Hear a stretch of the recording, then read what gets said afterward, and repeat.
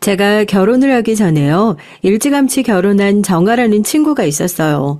초등학교, 중학교를 함께 나오고 전 그 기집애가 드레스를 입기 전에 어떤 남자친구들을 만났는지 다 알고서도 형부에게 우리 정아를 잘 부탁한다고 그 얘기를 하면서도 눈물을 펑펑 쏟을 정도로 아주 절친한 친구요.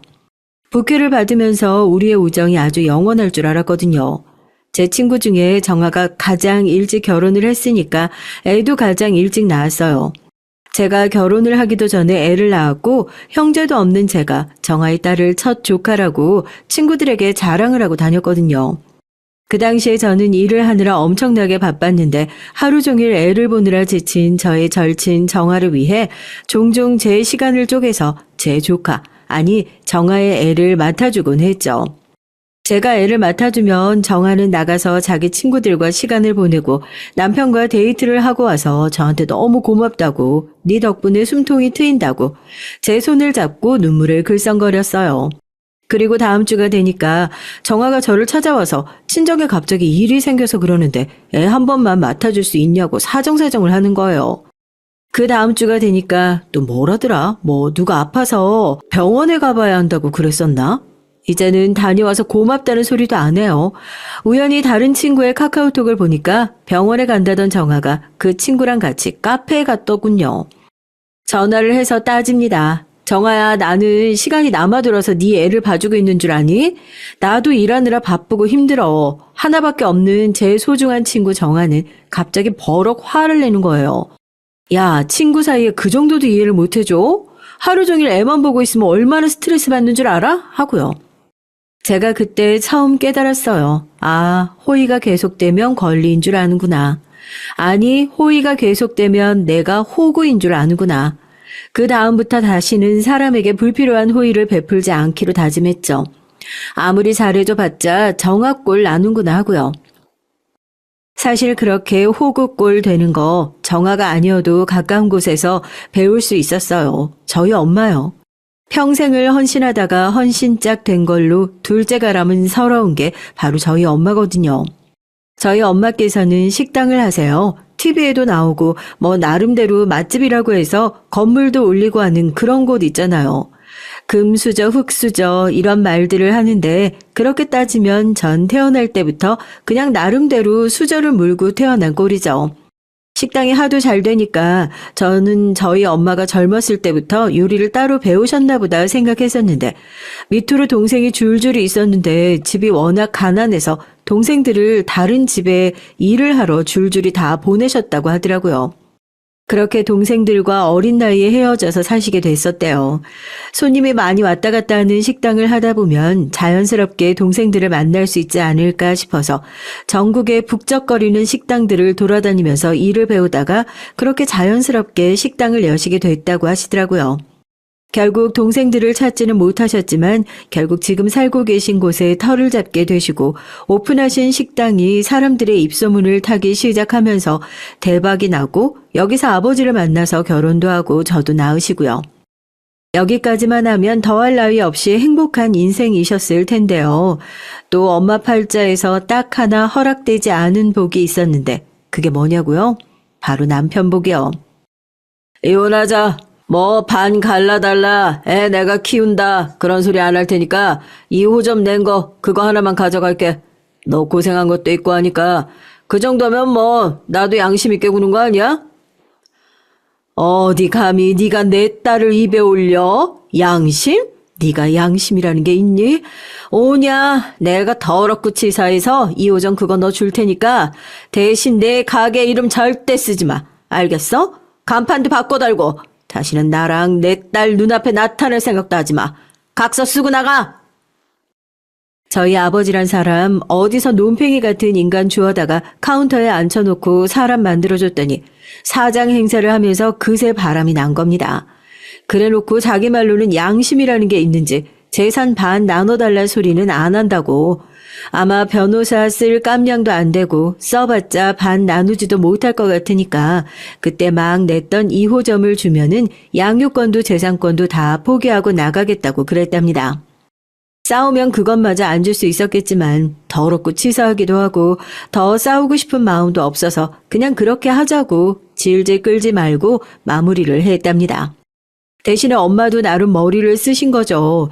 간판은 바꿔달라고요. 이미 동네에 바람 펴놓고 2호점 달라고 징징거려서 저거 받아서 나갔다는 소문이 다 퍼졌는데 그 집 가겠어요? 엄마가 여기서 의리 가지고 장사한 세월이 몇십 년인데요.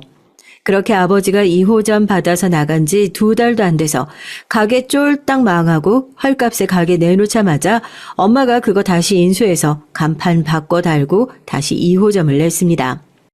여하튼 그렇게 나름 빡센 엄마 밑에서 자라서 그런지 아버지 없어서 서러운 순간을 아무리 눈 씻고 찾아보려고 해도 단 1초도 없었어요.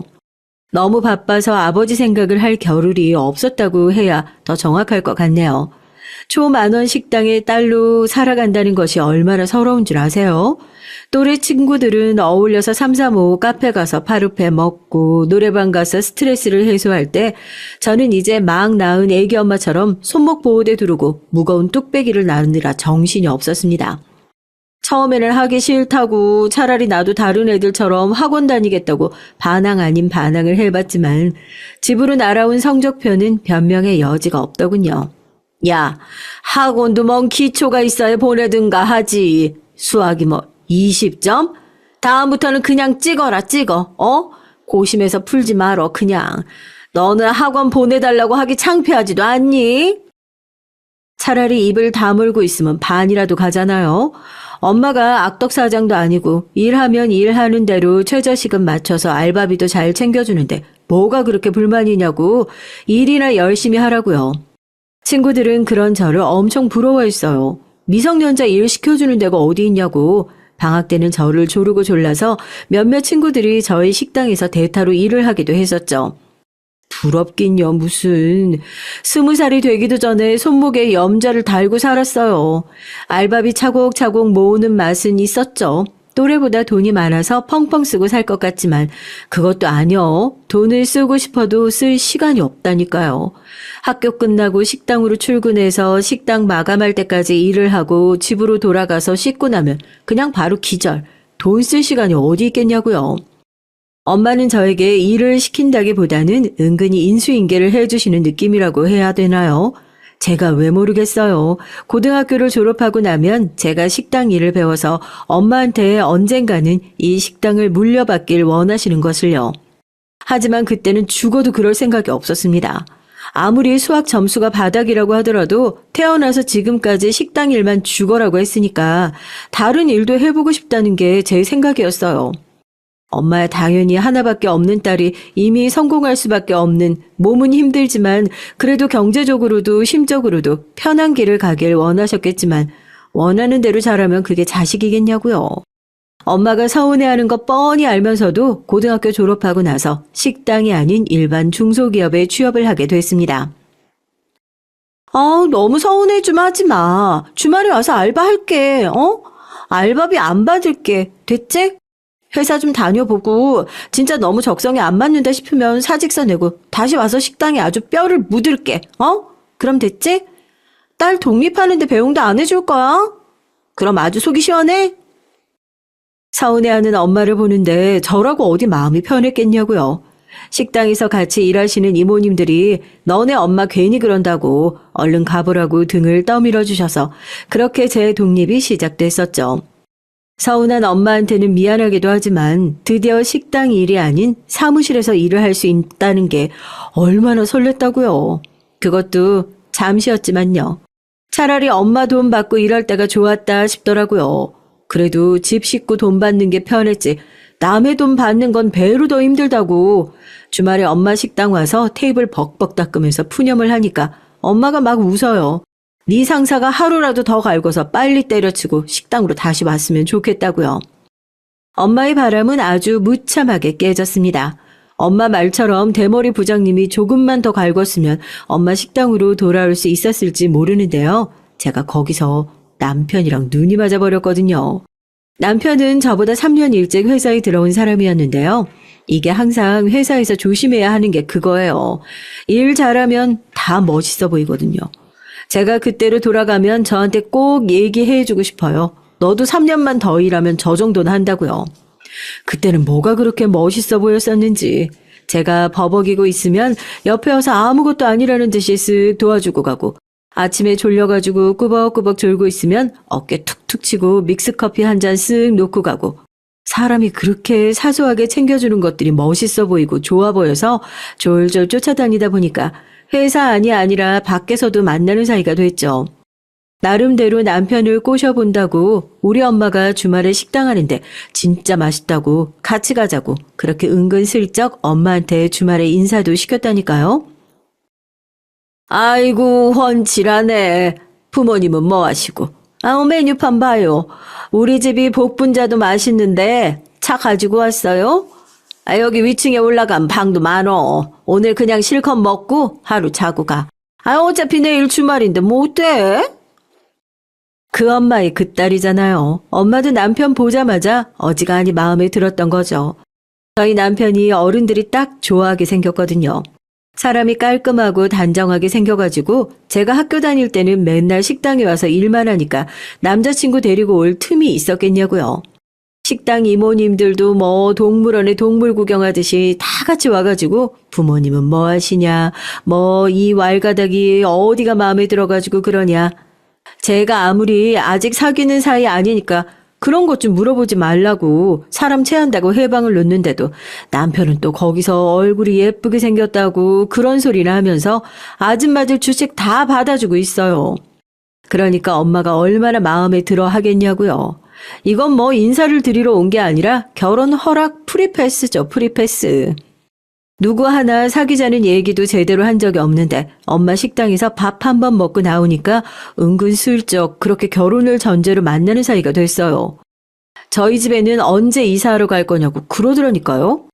한참 회사가 바쁠 때여서 바쁜 일을 마치고 그 다음 달인가 남편 집에 인사를 하러 갔다 왔죠. 그때는 아버님도 회사를 다니실 때였고 남편 여동생 시누이도 회사를 다니고 있을 때였고 어머님은 전업주부를 하고 계실 때였고 저희 집에는 엄마를 포함해서 죄다 식당 일을 하시는 이모들만 보고 살았었는데 다들 회사원이라고 하면서 명함을 탁 내미시니까 그것도 또 그건 나름대로 되게 멋있어 보이고 남편이 좋으니까 시댁도 괜히 좋아 보였나 봐요.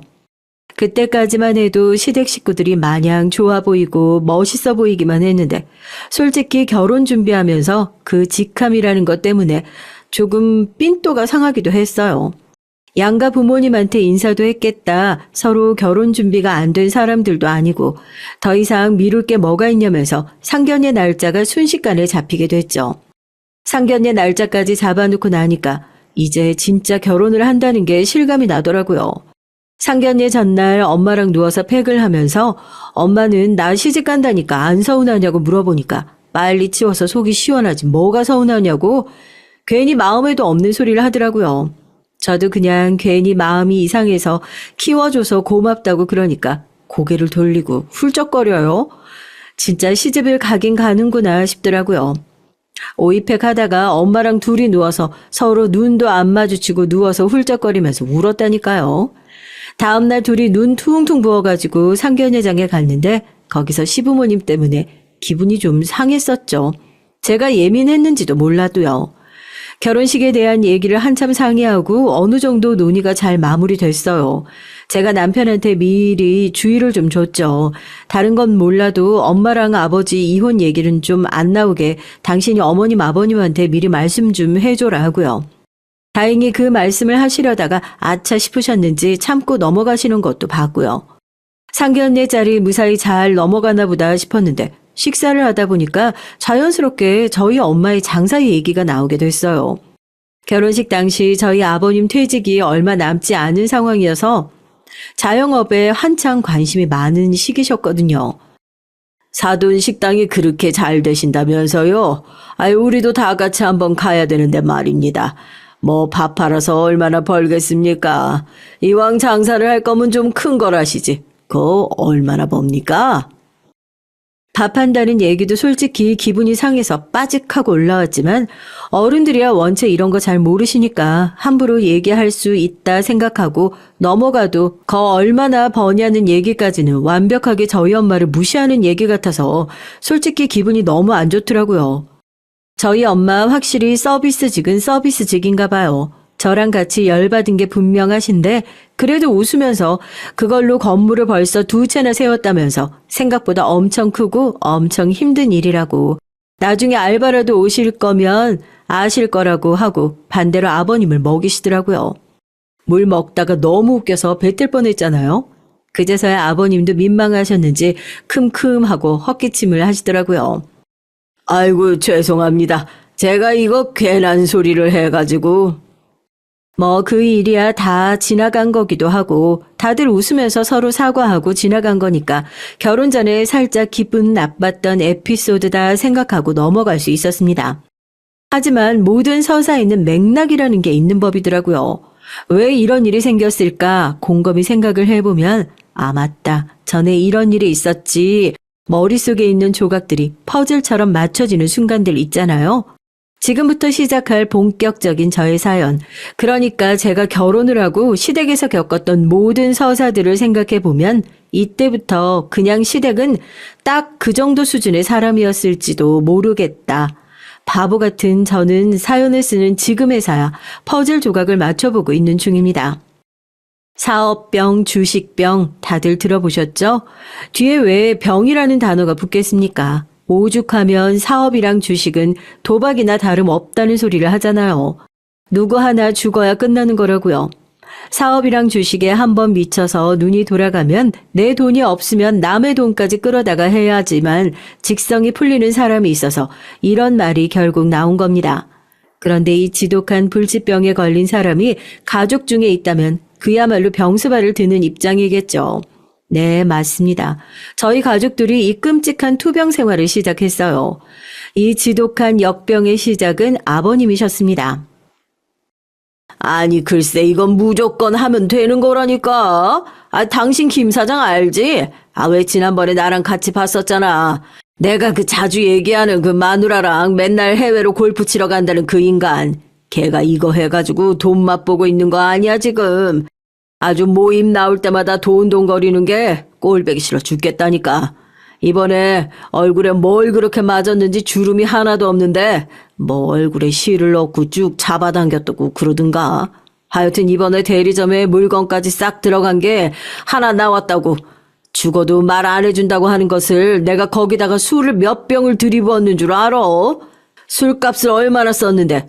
하여튼 겨우겨우 알아낸 정보라고. 절대 말하지 말라고 하더라고. 내가 오늘 아침에 부동산까지 가서 확인 다 하고 왔어요. 아니 근데 그게 믿을 만한 정보는 맞아? 아니 그래서 그게 대체 얼만데? 당신 퇴직금 다 해봤자 얼마 없잖아. 나도 돈 없어. 아 너네도 지금 이사한 지 얼마 안 돼서 뭐 없을 거 아니야? 토요일 아침에 남편과 저 시누이까지 온 가족들을 다 소집시키신 아버지는 대체 금요일 저녁에 술을 얼마나 드신 건지 아직도 술 냄새가 펄펄 나는 상태로 저희에게 사업 계획 발표를 시작하시더군요. 말이 좋아 사업 계획이지 어제 저녁 술자리 고급 정보를 공유하는 자리였습니다. 남편과 저는 이사를 한 지 얼마 안 되어서 아버지 사업에 보탤 돈이 없다 딱 잘라서 거절을 했어요. 이건 뭐 있다고 해도 없어야 할 것 같다는 느낌이 강하게 들더라고요. 얘기를 들어보니까 아버지보다 몇 해 먼저 퇴직하신 직장 동료분께서 헬스장과 카페를 운영하면서 의류와 회원권까지 판매하는 복합 매장을 운영하시는데 그걸로 수익을 꽤나 보고 계셔서 아버님도 이건 매장만 오픈하면 되는 거다. 지금 당장 없는 돈이라도 만들어서 하루라도 빨리 가게를 열어야 한다. 너무 조급하고 성급하게 뭔가를 해보려고 하시는 눈치였어요. 아버님, 은행에서 사업자 대출 받는다고 하셔도 지금 당장 자금이 얼마 마련될지 확인부터 하는 게 먼저인 것 같은데 너무 급하게 생각하시는 게 아닌지 걱정돼서요. 지금 아버님 퇴직금을 계약금으로 먼저 넣는 건 너무 성급한 결정인 것 같아서 걱정이 좀 되는데 그러지 말고 조금만 더 알아보고 계약은 천천히 진행하는 게 어떠세요? 예, 넌 지금 네 아버지 하시는 말씀 못 들었니? 이게 그냥 나오는 자리가 아니라잖아. 얘기 들어보니까 빨리 안 하면 다른 사람이 금방 채갈 수 있는 자리 같은데 이런 건 나왔을 때 하루라도 빨리 하는 게 임자지. 가영아, 너 그래도 회사 꽤 오래 다니지 않았어? 너 회사 관두면 퇴직금이 얼마나 나오냐? 회사 관두고 싶다고 그렇게 노래를 부르더니 잘 됐네. 일하지 말고 아버지 가게에서 카운터나 보고 앉아있으면 될 거 아니야. 그 회원권 남는 거로 엄마랑 운동이나 하면 되겠네. 얘기만 들어도 왜 그렇게 불안한지, 안 그래도 퇴사하겠다는 소리를 입에 달고 사는 신우이는 그러면 되겠다고 박수까지 치면서 좋아하더라고요. 그러면 퇴사하기 전에 대출 받을 수 있는 것들을 미리미리 좀 받아놔야겠다면서 은행 먼저 다녀오겠다고 가방을 챙겨서 쌩하니 일어나더라고요. 제가 남편 쳐다보고 눈을 딱 감고 고개를 졌어요. 무조건 안 된다고 하라는 뜻이었죠. 저희는 이사하면서 있는 대출 없는 대출 다 끌어다 써서 이제 정말 10,000원 한 장 더 안 나온다고요. 아버님은 그런 저희를 보면서 너네는 지 복을 발로 걷어찬다고 그러셨죠. 대체 뭔 복을 누가 걷어차는지 모르겠지만 말입니다. 전 정말 저희 시댁 식구들 마지막까지 뜯어 말렸어요. 영화 타짜 보셨죠?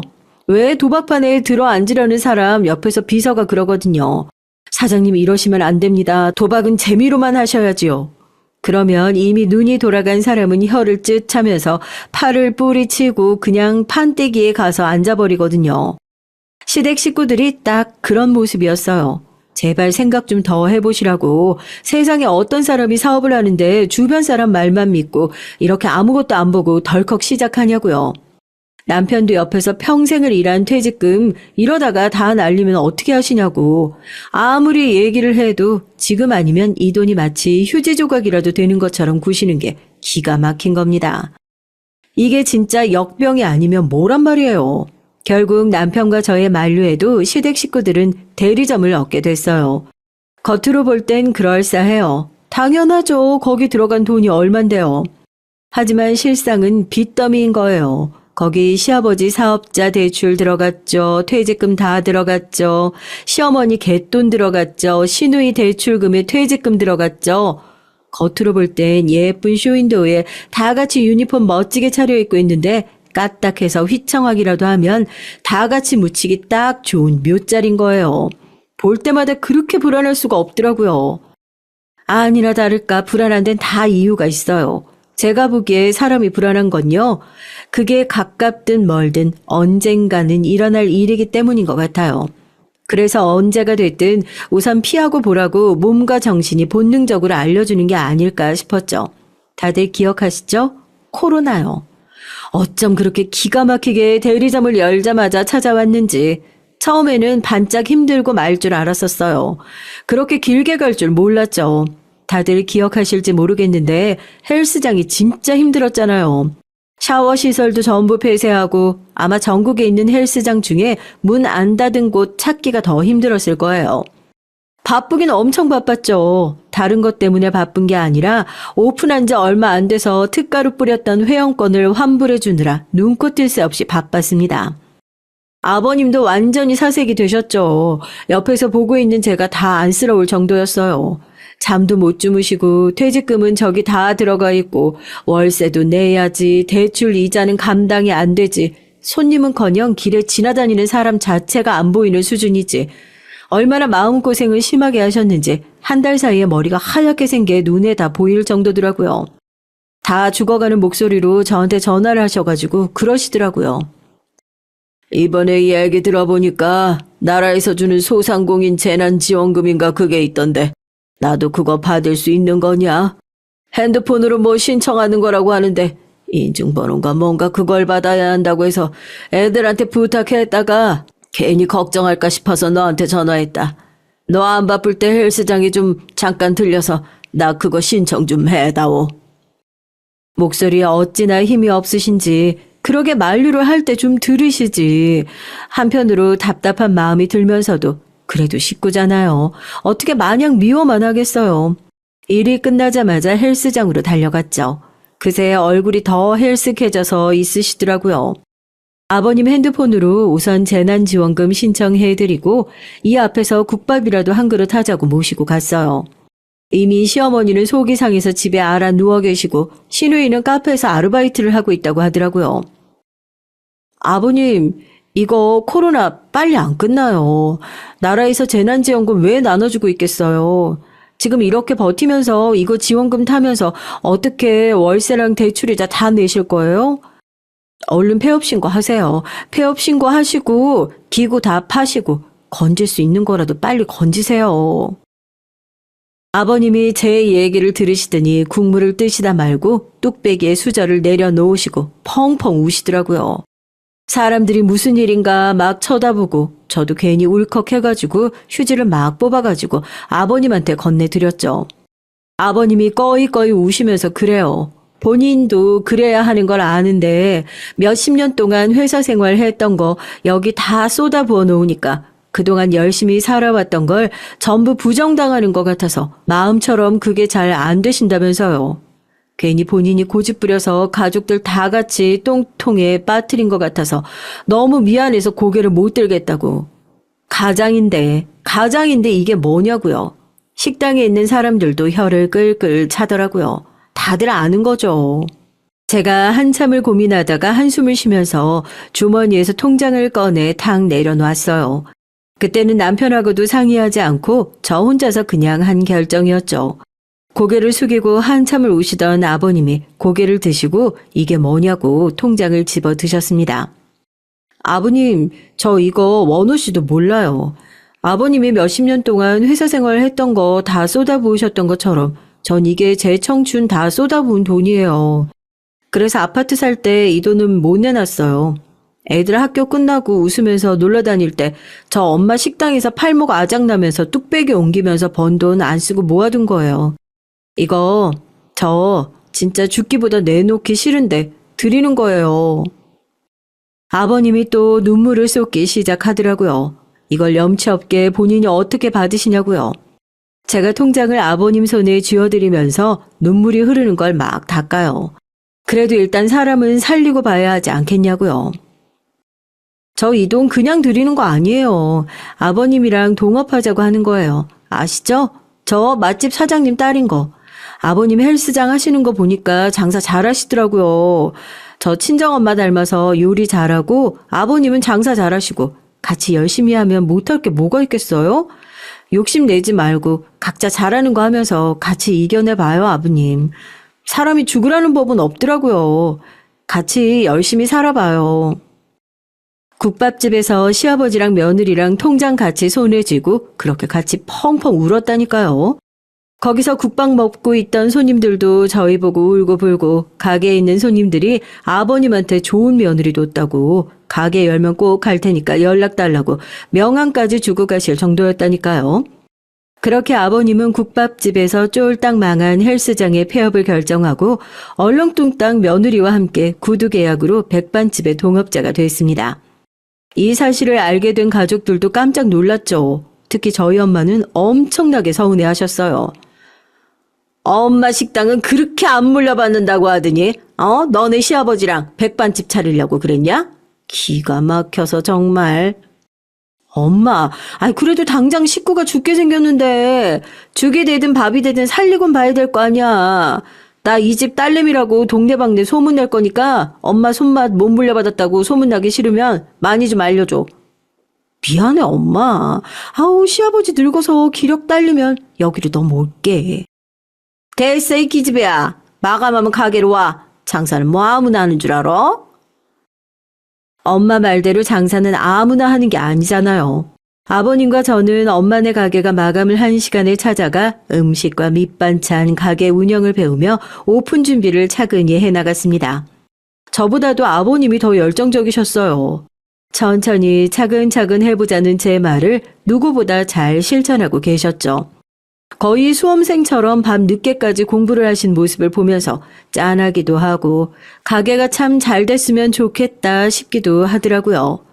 시어머니와 시누이는 처음에는 시큰둥한 반응이었어요. 폐업 결정을 빠르게 했기에 간신히 빚은 털어낼 수 있었지만 이미 한 번 망해본 경험도 돈을 잃어본 경험도 있었기에 이번에도 해봤자 얼마나 잘하겠어 하는 불신이 깔려 있었던 것 같습니다.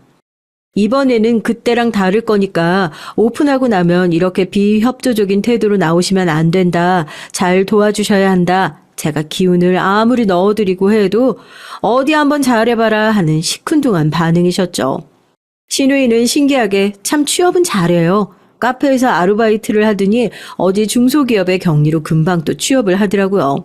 뭐 자기가 굳이 하겠다고 하니 말리진 않았지만 나중에 일손 바빠져서 알바 필요하면 그때는 꼭 도와줘야 한다고 얘기하고 굳이 붙잡지 않았습니다.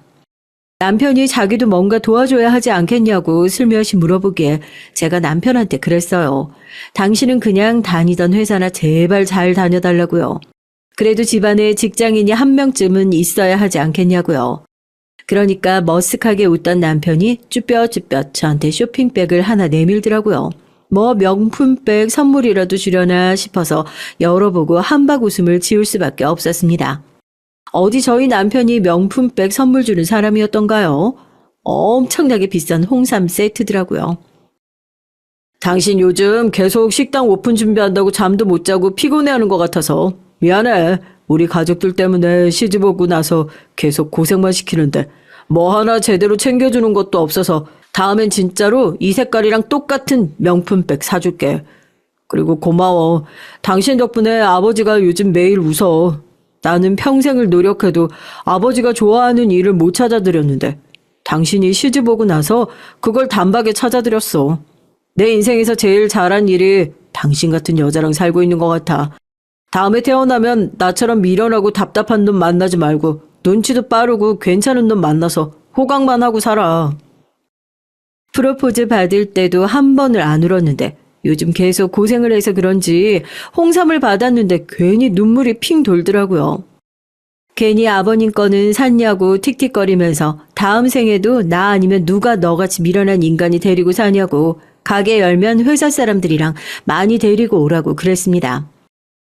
그렇게 아버님과 저뿐만 아니라 많은 가족들의 노력과 고생이 담겨있는 식당이 드디어 문을 열게 됐어요. 하루 종일 주방에서 일을 해야 하는 걸 알면서도 전날 너무 긴장돼서 잠이 오질 않더라고요. 문을 열었는데 손님이 한 명도 안 오는 꿈을 꿔서 몇 번이나 잠에서 깼는지 모르겠습니다. 결과 어땠냐고요? 대박, 그것도 초대박이었습니다. 처음에는 오픈빨인 줄로만 알았어요. 오픈 날에도 다음 날에도 그 다음 날에도 피크타임인 점심시간을 제외하고는 바깥에 줄을 길게 서서 기다려야 할 정도로 손님이 많은 통에 아르바이트를 몇 명이나 쓰고 브레이크 타임까지 만들어서 운영을 해야 할 정도였죠. 첫 달 아버님과 다 같이 모여서 매출 정산을 하는데 헬스장을 운영할 때와는 비교도 되지 않을 정도의 액수가 찍혔습니다. 아버님이 오열을 하셨어요. 제 손을 꼭 붙잡고 너무 감사하다고, 너무너무 감사하다고 고개까지 숙여가며 인사를 하는데 저도 그런 아버지를 꼭 안아드렸죠. 그렇게 몇 달이 지나고 가게도 서서히 안정기에 접어들었습니다. 여자의 손님은 끊이지 않았고 이제는 친정엄마가 저희 식당을 슬슬 경쟁업체로 인식하실 정도로 식당이 꽤나 커졌으니 저도 제 식당에 자부심을 가질 정도였죠. 워낙 규모가 커지고 손님이 많아지기도 했고 이번에 가맹점 개발을 제안받은 터라서 직원들을 추가적으로 구인해야 하나 고민하고 있을 때 시댁에서 시어머니와 시누이가 식당 일을 같이 하겠다고 먼저 나섰습니다.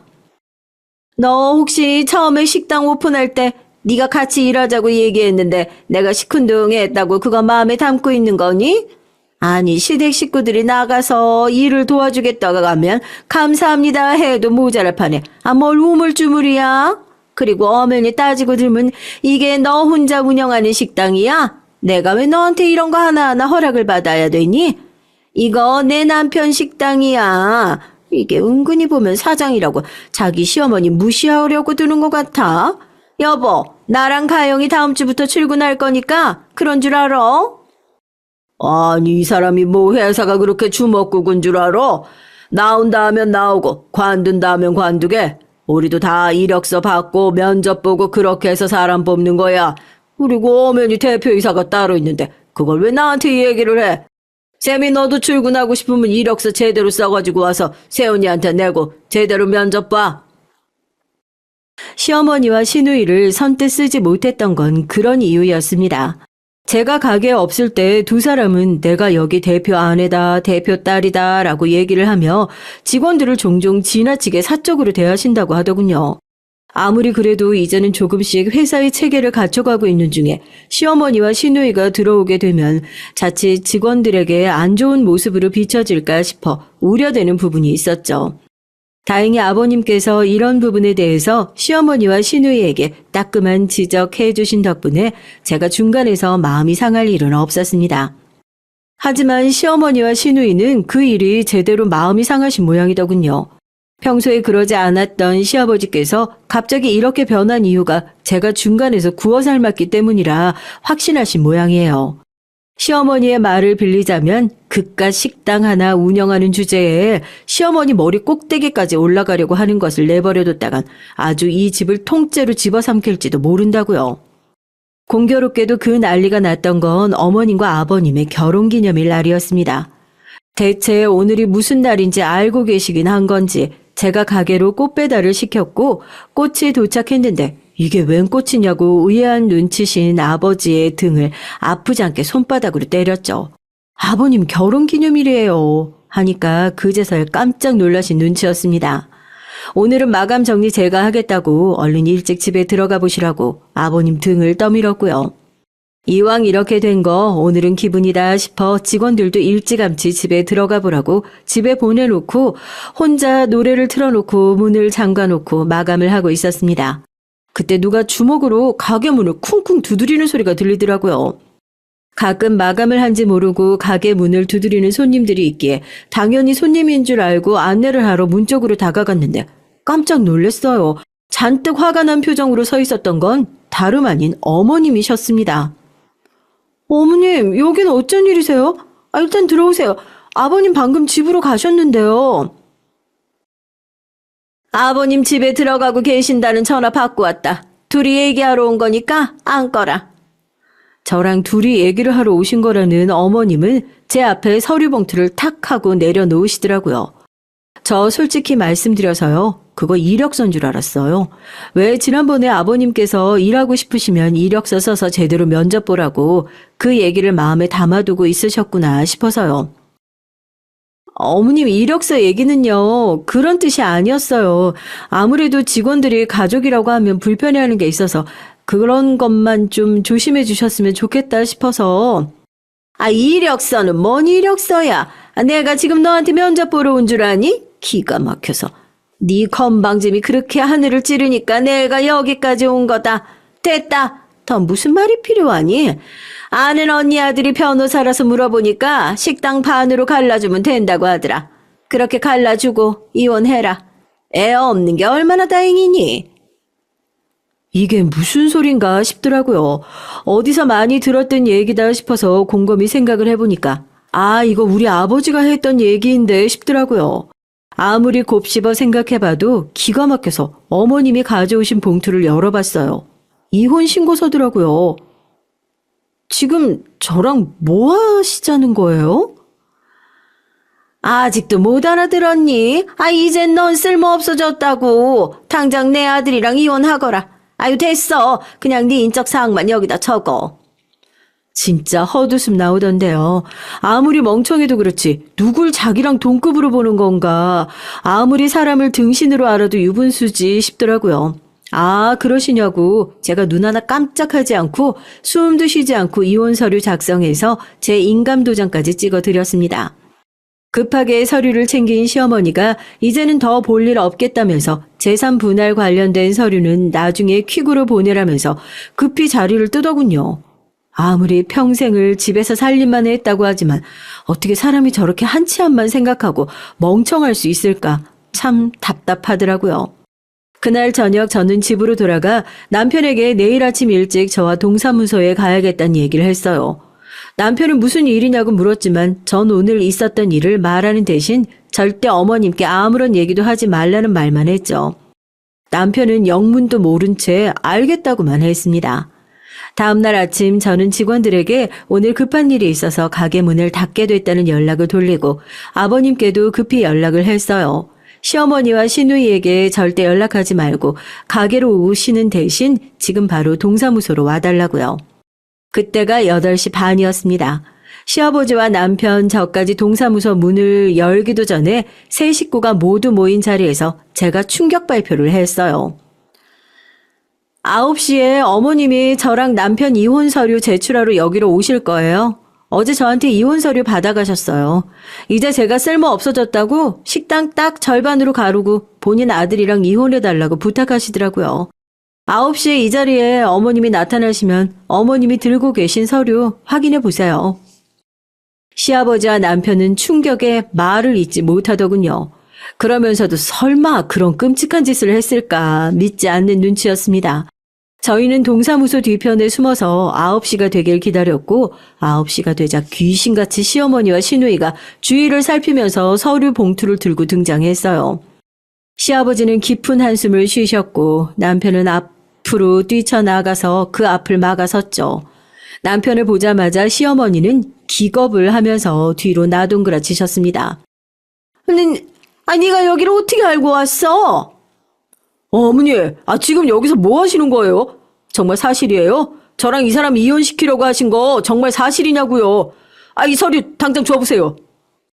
남편에게 뺏기지 않으려고 허우적거리던 시어머니에게서 남편은 서류 봉투를 빼앗았고 시아버지께서도 그 옆에 서서 설마 하는 마음으로 봉투를 찢어서 안에 있는 종이 뭉치를 확인했습니다. 저희 세 사람이 그 종이를 확인하는 순간 진짜 동시에 헛웃음을 터뜨렸잖아요. 이혼 신고서에는 어제 제가 작성하고 인감도장을 찍어놓은 부분 말고 비어있던 남편 란에 빼곡하게 남편의 신상 정보가 적혀 있었습니다. 물론 남편의 글씨가 아닌 어머님의 글씨로 말입니다. 심지어 서명란에는 어머니의 글씨체로 남편의 이름이 정자로 적혀 있기까지 했어요. 대체 이렇게까지 하셔서 얻는 게 뭔데요? 이 사람이랑 저랑 이혼시키셔서 어머니가 얻는 게 뭐가 있는데요? 왜 이렇게 추접스럽게 구시는 건데요? 이 기집애가 날 먼저 무시했단 말이야. 사장이랍시고. 지 시어머니를 무시하고. 넌 네 엄마가 그렇게 무시당했는데 그런 여자를 마누라로 감싸고 살고 싶니? 넌 네 엄마가 불쌍하지도 않냔 말이야. 아이고, 여보. 당신 아들 좀 뭐라고 해봐. 자기 엄마한테 이렇게 소리를 지르고 우리가 아들을 이렇게 키웠어? 당신이 뭐라고 좀 해달라고. 시아버지는 말없이 동사무소에 들어가 종이와 펜을 들고 나오셔서 바닥에 주저앉으셨습니다. 그리고 종이에 무언가를 적기 시작하셨어요. 저희 모두 당황해서 그런 시아버지를 가만히 지켜보고 있었습니다. 까끌한 아스팔트 바닥에서 뭘 마구 적으신 시아버지께서 그 종이와 펜을 시어머니에게 내미셨어요. 종이를 받아든 시어머니는 거의 비명에 가까운 목소리를 내지르면서 당신이 나한테 어떻게 이럴 수 있냐고 눈물을 흘리며 울부짖었습니다. 대체 뭔가 했더니 시아버지가 작성하신 건 이혼 신고서였어요. 동사무소에 들어가셔서 이혼 신고서를 가지고 나오셔서 바닥에서 작성하신 것이었습니다. 우리 며느리 내가 죽기 직전에 나 살려준 생명의 은인이야. 그런 사람을 감히 내칠 생각을 해? 이 애를 건드리는 건 날 건드리는 소리밖에 안 돼. 난 그런 사람이랑 절대 얼굴 맞대고 못 살아. 작성해. 그리고 그동안 살아왔던 정을 생각해서 구질구질하게 소송까지는 안 가는 줄 알아. 그리고 너도 마찬가지야. 니네 엄마 부추겨서 여기까지 오게 한 거 생각 없는 짓 했으면 너도 책임을 져야지. 아빠 따라서 올 생각하지 말고 너도 엄마 옆에서 평생 반성하면서 살아. 거기 양육 부모 적는 난 있지? 작성해. 뭐하고 가만히 앉아있어? 늘 다정하신 아버님이 그렇게 큰 소리로 화를 내신 건 처음 본 것 같아요. 그제서야 어머님과 시누이가 무릎을 꿇고 막 빌기 시작했어요. 한 번만 봐달라고. 며느리 기강 좀 잡으려고 하다가 자기들이 너무 과하게 행동한 것 같다면서 제 손을 붙잡고 아버님 좀 한 번만 말려달라고, 말려는 이혼해서 살 수 없다고, 제발 한 번만 봐달라고 정말 아스팔트 바닥에서 손이 발이 되도록 빌기 시작했습니다. 남편은 머리를 감싸주고 저한테 미안하다면서 얼른 일어나라고 얘기를 하고, 시어머니는 그런 저를 일어나지도 못하게 바짓가랑이를 붙들고 있고요. 이렇게 가면 나는 어떻게 살라고. 한 번만 봐줘. 응? 다시는 안 그럴게. 내가 일하면 하고 그 가게에서 월급 안 받아도 일한다. 정말로 반성 많이 하고 있으니까 이번 한 번만 용서해줘. 다시는 안 그럴게 여보. 아가 한 번만 한 번만 용서해줘. 당신 문서 위조가 얼마나 큰 죄인지 알고 있어? 다른 것도 아니고 이혼이 그렇게 무서운 사람이 아들 이혼 서류를 위조할 생각을 해? 만에 하나 내가 그걸 몰라가지고 오늘 동사무소 직원이 그 이혼 서류 그대로 접수해주기라도 했으면 당신 아들 평생 이혼남 꼬리표 붙들고 사는 건 괜찮고 당신 이혼녀 소리 듣고 사는 건 무섭고 그렇게 무식하고 끔찍한 생각을 하고 사는 여자랑 나 더는 못 살아. 내 생각엔 변함이 없으니까 서류 100번이고 1000번이고 찢어봐. 난 100장이고 1000장이고 다 써가지고 올 테니까. 가자. 가게 열어야지. 엉엉 울고 있는 시어머니와 시누이를 뒤로하고 시아버지는 저와 남편의 손을 붙잡고 가게로 다시 돌아가셨습니다. 뭐가 어떻게 지나간 건지 정신이 하나도 없더라고요. 아직도 멍한 제 손을 붙잡고 시아버지는 진심 어린 사과를 하셨어요. 이게 내가 사과를 한다고 될 일인가 싶긴 하지만 그래도 정말 미안하구나. 저 사람이 저렇게 욕심이 많은 사람이 아니었는데 결국 내가 저렇게 만들었나 싶어. 용서가 안 되겠지만 용서를 할 필요도 없지만 그저 네가 이 일로 너무 상처받지 않았으면 좋겠구나. 우리 아들도 엄마가 저런 사람이라고 스스로 너무 자책하지 않았으면 좋겠어. 아버지는 어떻게 하실 거예요? 남편의 물음에 아버님은 쉽사리 대답을 하지 못하셨습니다. 괜히 마음이 안 좋더라고요. 제가 그날 어머님이 가게로 오셨을 때 괜히 더 세게 들이받았나 싶기도 하고요. 그치만 언젠가 터질 시한폭탄이었다면 그냥 거기서 터진 게 차라리 나았다 싶기도 하고 솔직히 지금은 마음이 너무 심란해서 잘 모르겠다 싶기도 해요. 엄마한테도 가서 그동안 있었던 일을 다 얘기했어요. 불같이 화를 내실 줄 알았는데 생각보다 덤덤하시더라고요. 원래 여자들은 나이가 많으면 쓸데없는 데서 질투가 많아진다면서요. 엄마 보라고 네가 시아버지랑 냉큼 가서 가게 차리고 있는 데서 진짜로 질투하지 않았냐면서요. 그래도 이혼 서류 위조해서 제출하려고 했던 건 너무 막장이라고 시원하게 욕은 해주시더라고요. 저 때문에 시부모님 결혼기념일에 이혼하게 생겼다고 찝찝해 죽겠다고 괴로워하시니까 이혼한 인간들은 결혼기념일이든 크리스마스든 언젠가 이혼할 팔자라고 괜히 마음 쓰지 말라고 위로도 해주셨습니다. 저 한결 마음 편하게 지내도 되는 걸까 싶어요. 마음이 참 무겁고 심란합니다. 호의가 계속되면 권리인 줄 안다고 착하고 순둥한 며느리로 잘 지내왔었는데 정말로 호구가 될 뻔했었다가 잘 빠져나온 것 같아서 한편으로는 다행이다 싶다가도 그냥 계속 호구 며느리로 살 걸 그랬나 싶기도 하고 마음이 오락가락합니다. 그냥 저 시원하게 잘 들이받았다고 앞으로도 시아버지랑 알콩달콩 그렇게 하던 대로 잘 살라고 응원 한마디만 해주세요. 어쩌면 지금 저에게 가장 필요했던 얘기는 그런 거였던 것 같습니다. 기집애 너 그냥 잘했다고요. 사연을 들으시는 분들 오며 가며 따뜻한 밥 한 그릇 대접할 수 있는 인연으로 다시 만났으면 좋겠습니다. 항상 식사 잘 챙겨 드시고 건강한 하루하루 보내셨으면 좋겠습니다. 다른 건 몰라도 건강은 다시 돌아오지 않는 귀중한 보물이니까요. 그럼 다들 건강하시고 오늘도 행복한 하루 보내시길 바라겠습니다. 이만 마무리합니다. 여러분 안녕하세요. 저는 결혼 5년 차의 주부입니다. 저는 당뇨를 가진 부모님 밑에서 태어났어요. 당뇨는 유전적 질환이 강한 병이라 부모님께서 당뇨면 아이는 약 60에서 80%의 확률로 당뇨에 걸린다고 하더군요. 그래서 그런지 저 역시 아주 어릴 때 소아당뇨 진단을 받았습니다. 저희 부모님은 당뇨였으니 항상 참고 인내하는 삶을 사셨고 저 역시 부모님을 따라 참고 인내하는 삶을 살았죠. 전 부모님을 따라 건강한 식단과 운동을 해야 했습니다. 운동도 안 해본 운동이 없는 것 같아요. 가방에는 항상 언제 찾아올지 모르는 저혈당 때문에 당을 한 번에 끌어올릴 수 있는 음료수 같은 것들이 있었죠. 다른 친구들에게 초콜릿이나 사탕은 간식이었지만 저에겐 생존 키트 같은 물품이었습니다. 제가 어릴 때는 소아당뇨에 대해서 모르는 사람들이 많아서 항상 이런 말을 듣고는 했어요. 아유, 소아당뇨? 세상에, 그럼 이런 건 더 먹으면 안 되는 거 아니야? 간식거리보다는 밥을 먹어야지. 이런 걸 먹으니까 당뇨에 걸리는 거야. 당뇨? 아유, 그러면 평생 관리해야 한다는데 주머니에 사탕이며 초콜릿이며 아이, 너 이런 거 많이 먹으면 일찍 죽어. 이런 식으로 말이죠. 물론 저희 부모님께서 몇 번이고 제 소아당뇨는 유전적인 질병으로 인해 생긴 거라고 얘기를 하셨지만 남 얘기 좋아하는 동네 아줌마들은 저희 부모님이 저를 막 키워서 어린애가 벌써부터 당뇨라고 쑥덕거리시고는 했습니다.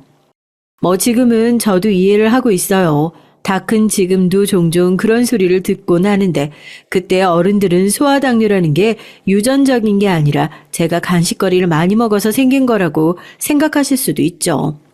그래도 요즘은 TV 매체나 유튜브에서 당뇨에 대해 얘기하는 사람들이 점점 늘어서 제 고충을 이해해 주시는 분들도 있습니다. 물론 그전부터 저의 당뇨에 대해 안타까워하시며 제 주머니에 사탕이나 초콜릿이 떨어지면 넣어주시고 항상 냉장고에 저를 위해 포도주스를 채워주시는 분들도 계셨죠.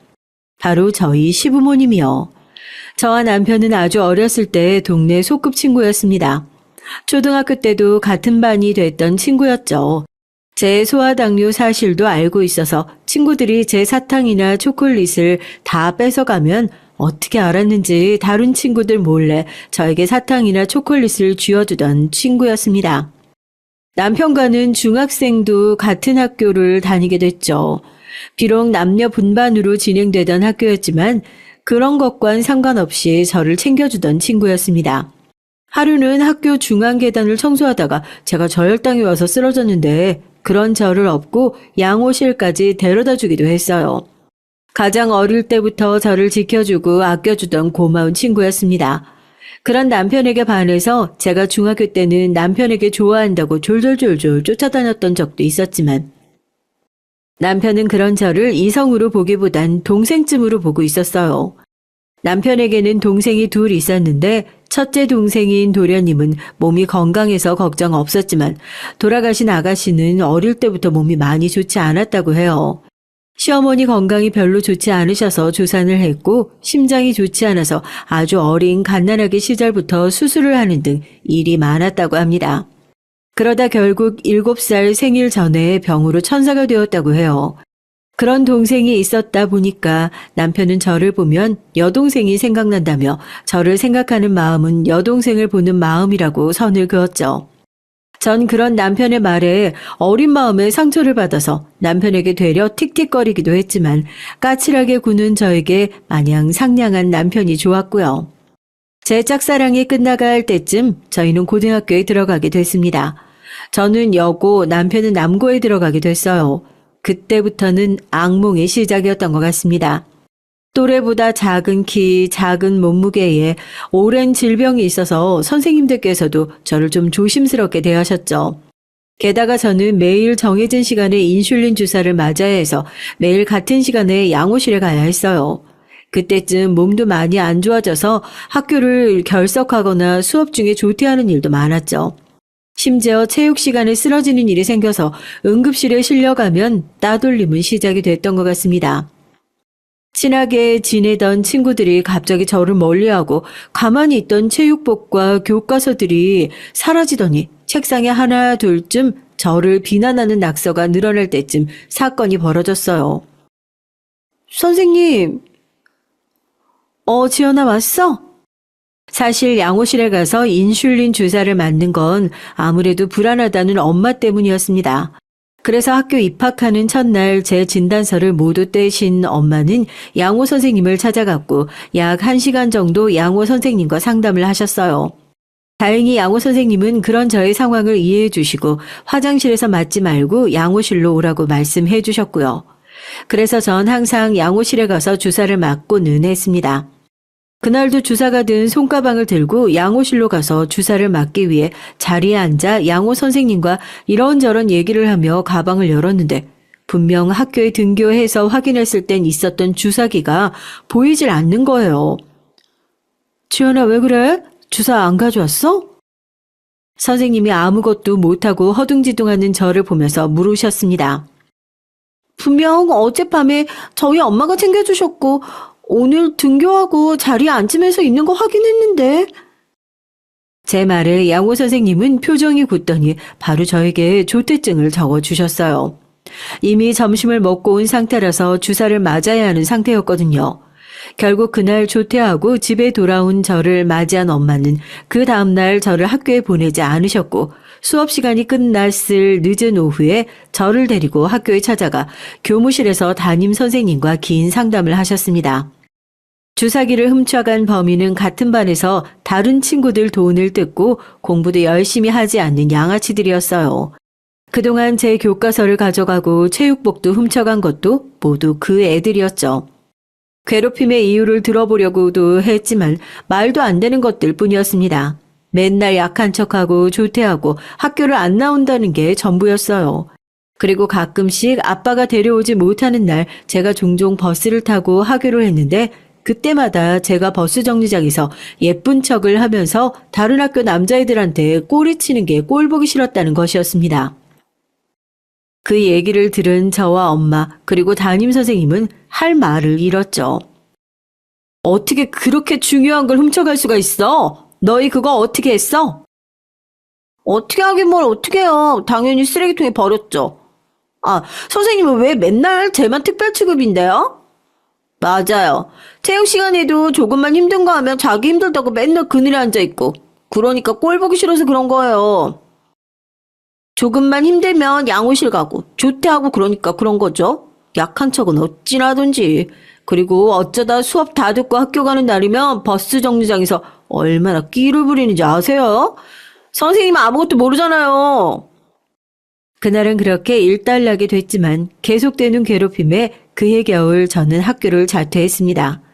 같은 반 친구들에게 괴롭힘을 당하면서 사람에 대한 배신감과 언제 어떤 일이 발생할지 모른다는 두려움에 대한 기피증까지 시달리던 저는 방 안에만 틀어박혀 있었어요. 아무것도 하지 않고 하루 종일 침대에서 잠만 자는 저를 본 부모님께서는 하나밖에 없는 딸이 걱정되셔서 여기저기 알아보시고 저를 억지로 정신병원에 데려가셨습니다. 부모님과 함께 간 정신병원은 정말 최악이었어요. 저를 무조건 정신병이 있는 사람 취급하며 약을 먹어야 하고 입원을 해야 한다고 하더군요. 게다가 제가 제 속에 있는 말이라도 하려고 하면 자기 잘난 듯이 자기 얘기만 하는 의사에 저는 다시 한번 상처를 받았습니다. 병원을 다니고 있는데도 나아질 기미가 보이지 않고 오히려 진료를 거부하며 방 문까지 굳게 잠궈버린 저를 다시 세상 밖으로 끄집어낸 사람은 바로 남편이었어요. 학교를 자퇴해야만 했던 제 사정을 들은 남편은 종종 저를 찾아와 좋은 내용의 소설책이 나왔다면서 책을 선물해 주기도 했고 자기 문제집 사야 하니 같이 가자고 하면서 저를 서점에 데리고 가기도 했고 기분 전환을 해야 한다며 영화관, 도서관도 같이 다녀줬습니다. 시간이 흘러 제가 남편을 따라 다시 세상 밖으로 조금씩 발을 내딛는 걸 본 저희 부모님은 큰 결심을 하셨어요. 저를 한국에 있는 학교에 다시 입학시키는 게 아니라 유학을 보내는 걸로요. 물론 부모님도 함께 가시고 말입니다. 지금 생각하면 그냥 저희 가족 모두 캐나다로 저 하나 때문에 이민을 가는 거였어요. 진짜 가는 거야? 가야지. 그동안 고마웠어. 이민 가기 전날 저를 집 앞으로 불러낸 남편은 이별 선물이라며 간식이 든 예쁜 주머니를 선물해 줬습니다. 참 남편다운 선물이 얼마나 웃기던지. 저희 두 사람은 그렇게 헤어지고 메일로 시시콜콜한 얘기를 나눴지만 몸도 멀고 너무 다른 시차에 메일을 주고받는 간격이 멀어졌어요. 그리고 어느 순간 메일을 주고받는 것도 하지 않게 됐습니다.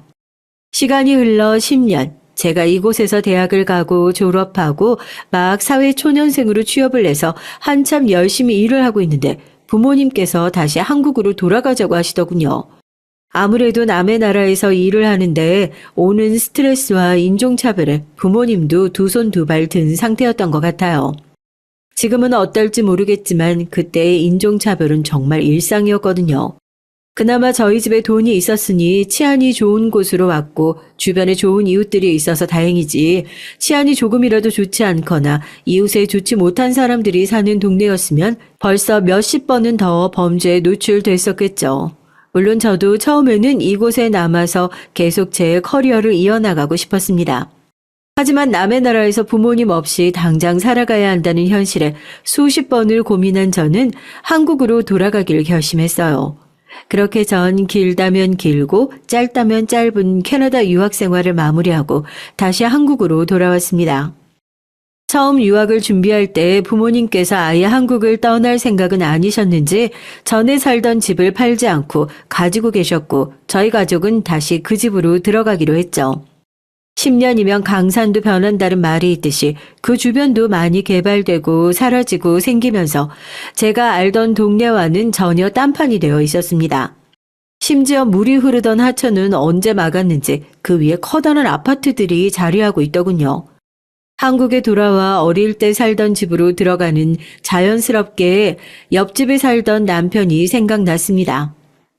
괜히 싱숭생숭한 마음에 남편과 주고받았던 이메일도 다시 한번 읽어보고 그랬죠.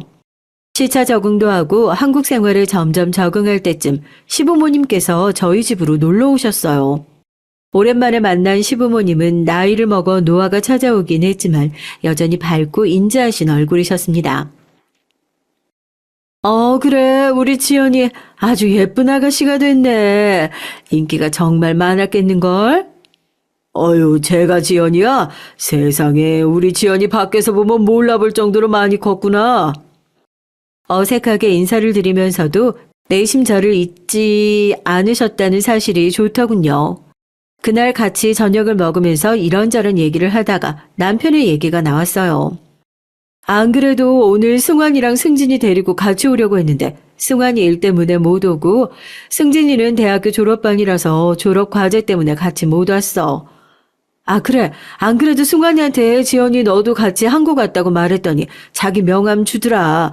한번 연락해봐. 승환이한테 맛있는 거 얻어먹으렴. 그러시면서 남편의 명함을 주시더라고요. 그 명함이 뭐라고 남편을 좋아했던 어린 시절처럼 괜히 가슴이 두근두근 거리더라고요. 마치 어렸던 그때로 돌아간 것처럼요. 한 일주일은 정말 연락을 해도 되는지 엄청 고민했어요.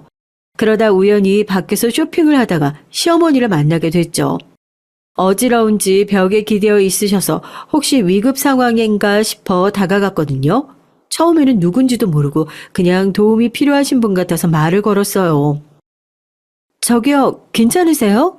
어디 아프세요? 의식이 있는지 확인을 위해 다가가 물었다가 얼굴을 봤는데 시어머니였으니 제가 얼마나 놀라겠어요.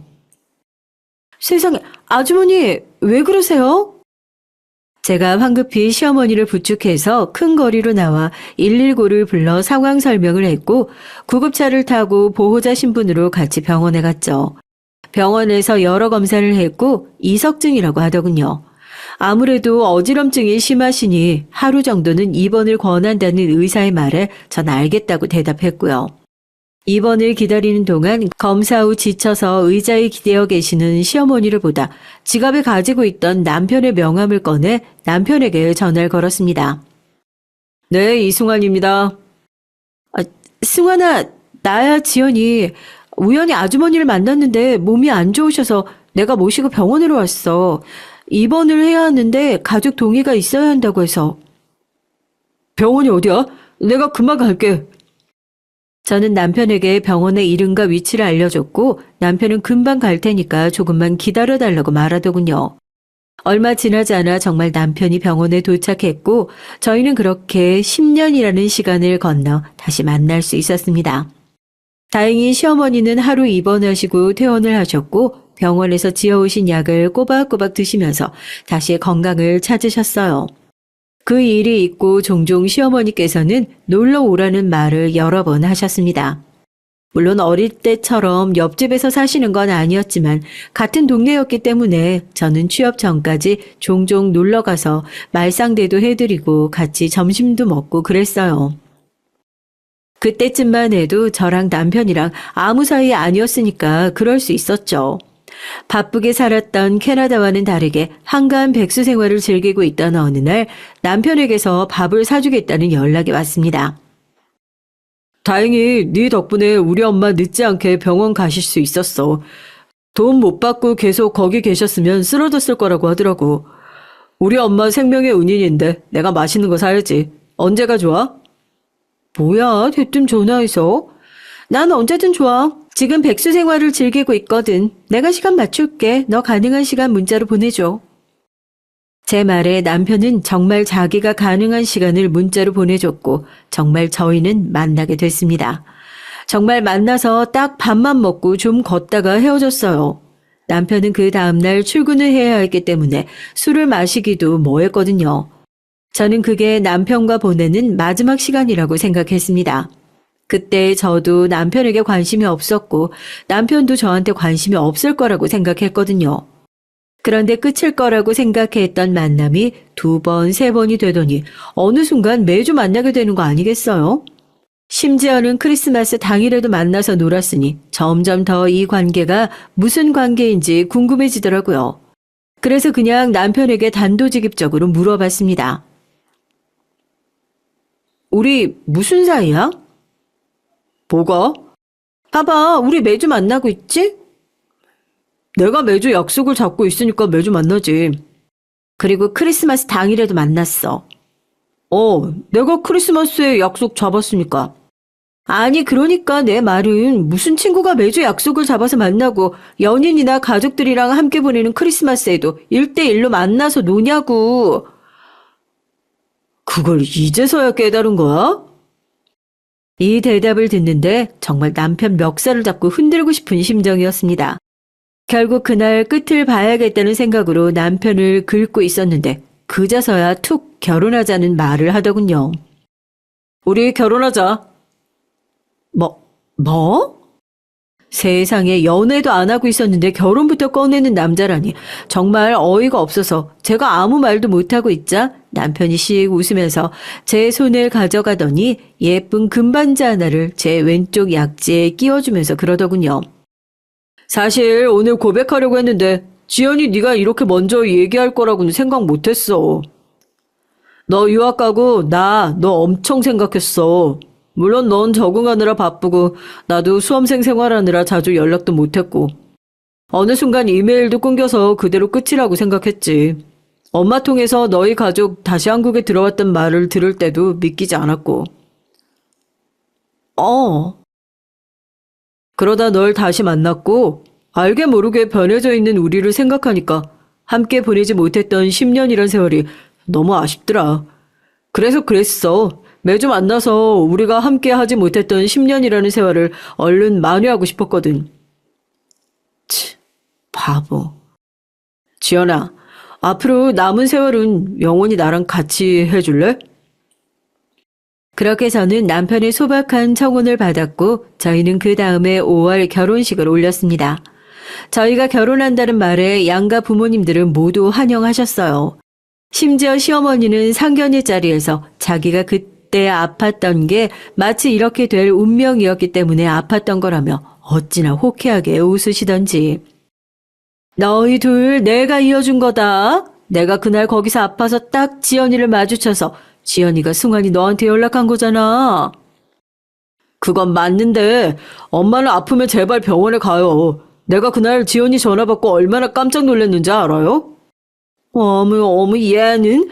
어쨌든 일이 이렇게 잘 풀렸으니까 됐잖아. 엄만 이제 멀쩡하고 너희는 이렇게 결혼하고. 어찌나 말을 잘하시던지 결국 저와 남편이 시어머니 덕분에 결혼했다는 걸 인정하고 나서야 끝이 났습니다. 저희 부모님도 어릴 때도 남편이 저를 워낙 잘 챙겼던 걸 아시던 분이셔서 걱정 없다고 하시더라고요. 거기다가 정말 친하게 지내시던 시부모님과 정말 가족이 되는 거라고 기뻐하시기도 하셨고요.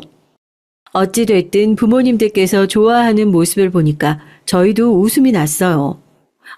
도련님은 남편이 사귀자는 말이 아닌 결혼하자는 말을 했다는 걸 듣고 세상에서 제일 멋없는 청혼이라고 열심히 놀리더라고요.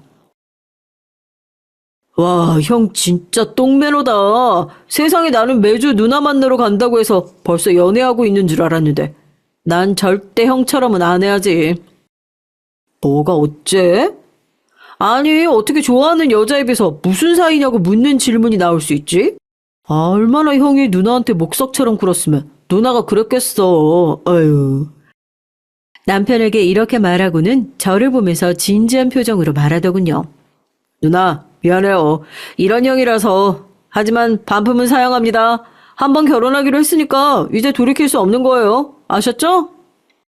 이러는데 그 장소에 있던 모든 사람들이 빵 터졌고 오직 남편만이 저걸 죽이냐 살리냐 하면서 한 번 더 웃음을 줬습니다.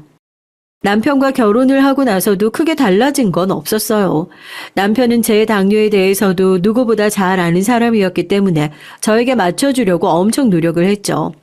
아침에 일어나서 출근하기 전에 인슐린 주사 꼭 맞으라고 얘기해주고 점심 먹고 걷기 운동이라도 했는지를 챙겨줬습니다.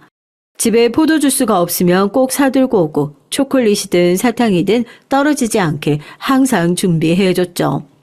시부모님도 한결같으셨어요. 어린 시절부터 봐왔던 분들이셨고 저희 부모님과도 친하셔서 항상 남편에게 저를 잘 챙겨야 한다고 신신당부하셨죠. 오히려 저희 부모님보다도 저를 챙겨주시려는 마음이 너무 감사해서 저도 시부모님께 잘하려고 노력했고요. 제가 시부모님께 잘하려고 노력하니 남편도 저절로 저희 부모님께 잘하더라고요.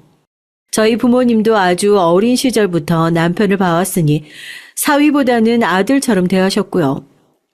정말 완벽한 가족이었습니다. 동서가 들어오기 전까진 말이죠.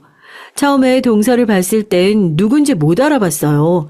남편이 도련님께 여자친구가 생겼다고 했을 때는 그냥 그런가 보다 하고 생각했죠. 막말로 도련님이 남편보다 인물이 좋았거든요. 시어머님 말씀으론 도련님이 고등학교 때부터 고백하는 사람들도 많았고 발렌타인데이나 빼빼로데이 같은 날에는 선물도 많이 받아가지고 왔다고 했거든요. 남편 말에 의하면 대학교에 들어가서는 여자친구가 끊이지 않고 있었다고 했으니 저도 도련님이 여자친구가 생겼다는 말에도 그러려니 했거든요. 아무튼 그 여자친구랑 잘 사귀는 것 같았는데 사귄 지 얼마 되지 않은 지금 결혼 얘기가 나왔나 보더라고요. 도련님이 남편에게 전화해서 시부모님께 먼저 인사드리고 저희와 따로 만나자는 연락을 했다고 해요. 남편은 그 전화를 받고 바로 저에게 점심 먹었냐는 안부 전화를 하면서 얘기를 해줬고요. 그날 밤에 시어머니께서도 도련님이 드디어 여자친구를 소개해준다고 소녀같이 들뜬 목소리로 전화가 왔습니다. 세상에 맨날 여자친구 생겨도 인사도 안 시켜주고 보여주지도 않던 애가 드디어 여자친구를 데리고 온다고 하니까 너무 기쁜 거 있지? 승환이는 여자한테 관심이 없어서 걱정이었는데 우리 지연이가 떡하니 나타났잖아. 근데 이제 우리 승진이도 결혼할 사람을 데려온다니. 엄마는 승환이고 승진이고 둘 다 영원히 결혼 못할 줄 알았는데 어디서 그렇게 신부감을 데리고 오는지.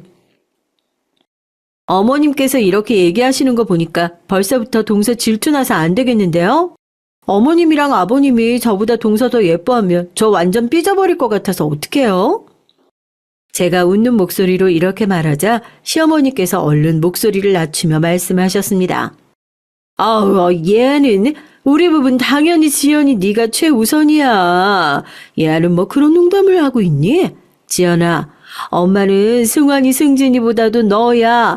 아무리 예쁘고 싹싹한 애가 내 둘째 며느리로 들어온다고 한들 너만큼 예쁘고 사랑스러울 리 없다. 우리에게 넌 며느리가 아니라 딸이야. 내 배에서 나오지 않았지만 지연이 넌 정말 예쁜 내 딸이다. 우리가 얼마나 널 예뻐했는지 그 누구보다 지연이 네가 더 잘 알잖니? 이러시면서 단호하게 얘기하시는 시어머니의 말씀에 괜히 눈물이 나오더군요. 전 눈물을 꾹꾹 눌러 참으며 애써 장난치듯 목소리를 꾸며 말했습니다. 그러면 제가 동서에게 엄청 잘해줘야겠네요.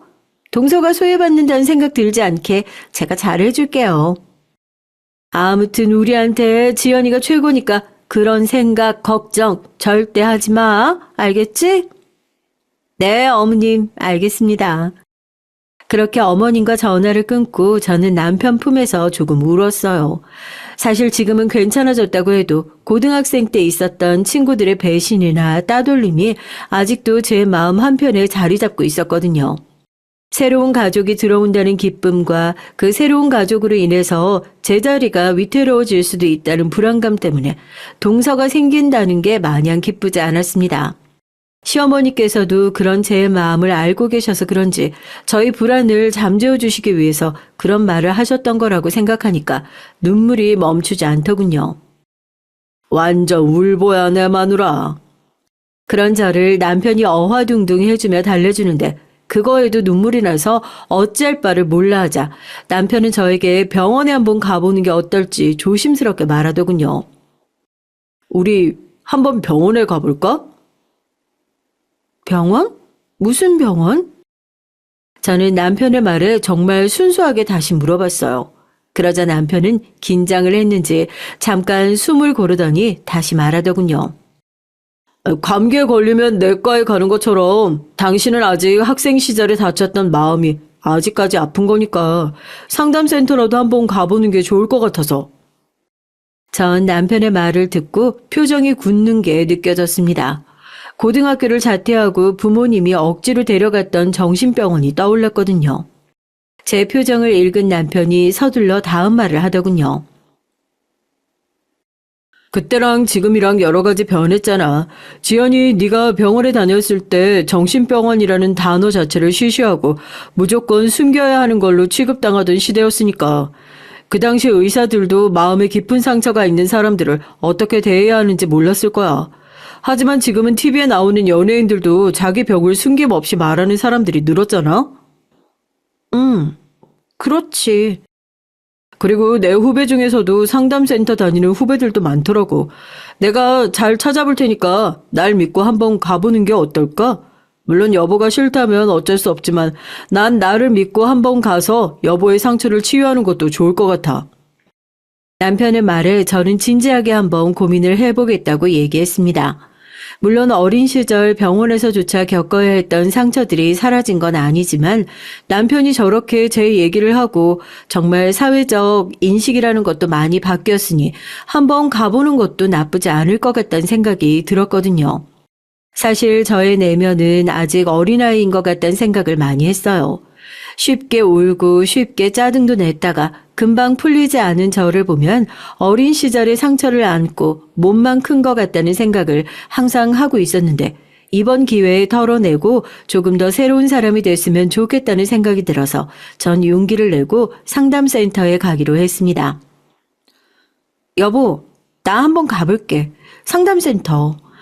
나도 내 마음 치료하고 앞으로 한 발자국 더 나아가 볼래. 그럼 나랑 같이 가자. 내가 데려다 줄게. 남편은 제게 함께 가자고 권했지만 전 괜찮다고 했어요. 처음부터 끝까지 저 스스로 해보고 싶었거든요. 물론 처음에는 낯선 곳을 찾아간다는 게 두려움도 있었지만 혼자 해내고 싶어서 남편에게도 혼자 가겠다고 했습니다. 처음 방문한 센터는 제가 생각했던 것과는 전혀 다르더라고요. 딱딱한 의자가 아닌 푹신한 의자에 편안한 분위기가 긴장했던 마음을 편하게 만들어줬고 무엇보다 의사 선생님께서 제 말을 끝까지 경청해 해주시는 게 제일 마음에 들었어요. 첫 진료가 끝나고 제가 걱정되는 마음에 데리러 온 남편에게도 아주 좋았다고 말했습니다.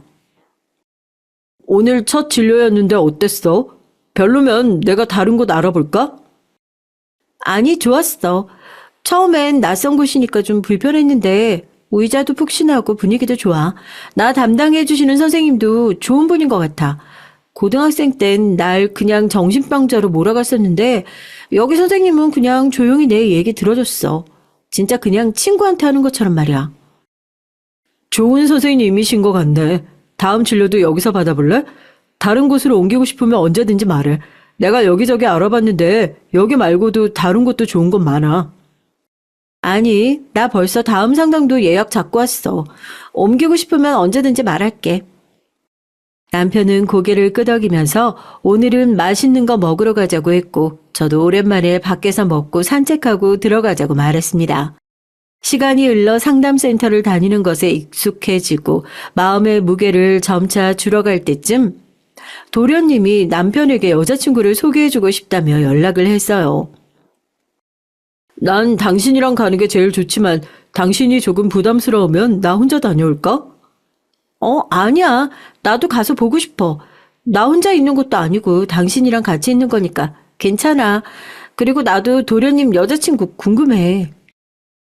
남편은 제 말에 웃으면서 집에서 7시까지 준비해서 기다리고 있으면 데리러 오겠다고 하고 출근을 했어요. 남편이 출근하고 간단하게 아침을 챙겨 먹고 집안일을 하는데 갑자기 손발이 떨리고 식은땀이 나더라고요. 저혈당 쇼크였습니다.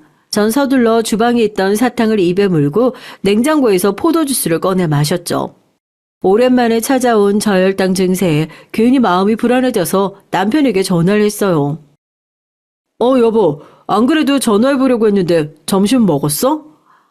아, 점심시간이었구나. 어쩐지. 집안일 하다가 갑자기 저혈당 증상이 와서 사탕 먹고 포도주스 먹었어. 왜 그랬나 했는데 내가 집안일 하다 점심시간 놓쳤나 봐. 뭐? 지금 괜찮아? 내가 지금 집으로 갈까? 병원 가야 하는 거 아니야? 아니야. 사탕도 먹었고 포도주스도 먹었으니까 괜찮아. 근데 오늘 난 못 갈 것 같아. 집에서 혈당 체크 계속 해봐야 할 것 같아서. 미안해서 어쩌지? 도련님한테는 나도 간다고 얘기했지? 됐어. 난 승진이보다 당신이 중요하니까 그런 걱정하지 말고 집에서 혈당 체크하면서 혹시 병원 가야 할 것 같으면 바로 나한테 연락해. 알았지? 승진이한테는 당신도 같이 갈 수 있을 것 같다고 하긴 했는데 그거야 내가 잘 얘기하면 되는 일이니까. 승진이도 당신이 당뇨 때문에 엄청 고생하는 거 아는 녀석이니까 너무 걱정하지 말고. 알았지? 당신이 그렇게 말하니까 나도 안심이 된다. 내가 정말 미안해한다고 대신 전해주고 이번에 내가 미안해서 밥 산다고 말해주고 당신이 도련님이랑 도련님 여자친구한테 맛있는 밥 사줘. 알겠지? 이번에 정말 내가 미안해한다고 다음에 우리 집에 한번 초대하겠다고 꼭 말해주고 고마워. 남편은 알겠다고 하면서 얼른 밥 챙겨 먹고 혈당 체크해서 자기한테도 알려달라고 하고는 전화를 끊더군요. 전 남편과 전화를 끊고 시계를 확인했더니 정말 점심시간이 지나가고 있었습니다. 정신없이 집안일에 몰두했더니 시간 가는 줄 몰랐거든요. 사실 당뇨는 혈당과의 싸움이라고 정해진 시간에 주사를 맞는 것도 중요하지만 꼬박꼬박 밥을 챙겨 먹고 혈당 체크를 하는 것도 중요하거든요. 가끔씩 밥 시간을 놓친 적은 있었지만 이렇게 손발이 떨리고 심장이 두근거리고 식은땀이 난 건 처음이라서 괜히 마음이 조급해지더라고요. 전 서둘러 밥을 챙겨 먹고는 혈당을 체크했습니다. 다행히 혈당이 정상 수치로 나오더군요. 그날 저녁 남편은 도련님과 도련님 여자친구와 짧은 시간을 보내고 집으로 왔어요. 오자마자 몸은 어떠냐고 묻는 남편의 말에 전 괜찮다고 말하면서 남편에게 물어봤죠. 너무 일찍 온 거 아니야? 같이 저녁도 먹고 그러니까. 됐어. 승진이랑 재수씨도 이해해줬어. 당신 고생하는 거야 우리 집 식구라면 모를 리 없고 재수씨한테는 자세하게는 말하지 않았는데 당신 몸이 안 좋다고 하니까 바로 이해해줬어. 회사 근처 카페에서 잠깐 얘기했고 다음에 우리 집에 초대한다고 했으니까 그때 천천히 다시 얘기하면 되는 거야. 그리고 막말로 우리가 재수씨랑 사는 게 아니라 승진이랑 재수씨랑 사는 거고 결혼한다고 해도 우리랑 얼마나 본다고. 그래. 내 걱정해서 빨리 와줘서 고마워 여보. 저는 그렇게 말하고 남편을 꼭 끌어안아줬고 남편도 저를 안아주고는 저녁 먹었냐고 물어보더군요. 저녁은 먹었어? 혈당은 체크해봤고? 저녁도 대충 먹었어. 혈당 체크해봤고 정상 수치였어. 아무래도 점심시간 놓쳐서 그랬나 봐. 전에는 점심 한번 놓친다고 이러진 않았는데 나도 이제 나이도 있고 하니까 조금씩 문제가 생기나 봐. 그래도 바로 잡혀서 다행이다. 당신 다음에 당뇨약 처방받을 때 나랑 같이 가자. 나중에 계속 이런 일 생기면 어떻게 해야 할지 병원에서 내가 물어볼게. 어떻게 해야 하긴 뭘 어떻게 해. 얼른 내 입에 사탕 넣어주고 포도주스 먹여주면 되는 거지. 그렇지. 저혈당은 사탕, 혈당이 너무 오르면 주사. 알고는 있는데 당장 당신이 힘들어하는 모습 보면 어떻게 해야 할지 모르겠어서. 그래도 집에서 그래서 다행이다. 외출했는데 그랬으면 꼼짝없이 길거리에서 쓰러졌을 거 아니야. 됐어. 도련님께나 전화드려. 언제가 좋은지 물어봐. 알았지? 안 그래도 이번 주 주말에 된다고 해서 그때 보기로 했어. 당신 그때는 괜찮겠어? 어차피 집에서 보는 거니까 괜찮아. 그래, 너무 무리하지 말고. 안 되겠다 싶으면 그냥 취소해버리자. 알았지? 전 남편의 말에 알겠다고 말하며 얼른 남편에게 옷 갈아입고 오라고 말했어요. 남편은 순순히 안방으로 들어가 옷을 갈아입었고 전 저녁을 차리면서 주말에 뭘 먹어야 할지 고민했죠. 시간은 빠르게 흘러 주말이 다가왔습니다. 집도 깨끗하게 청소하고 정성껏 음식도 준비했어요. 곧이어 번호키 누르는 소리가 들리더니 남편과 도련님, 동서가 들어왔습니다.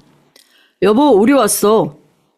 전 남편의 목소리에 현관문 앞으로 갔고 그곳에는 익숙한 듯한 얼굴의 여성이 신발을 벗으며 집으로 들어오고 있었어요. 어서 오세요. 반갑게 인사를 하며 동서의 얼굴을 보는데 정말 어딘가 익숙한 얼굴이었습니다. 동서도 저를 보다가 잠시 흠칫하는가 싶더니 인사를 하더군요. 처음 뵙겠습니다. 김지아라고 해요. 네, 반가워요.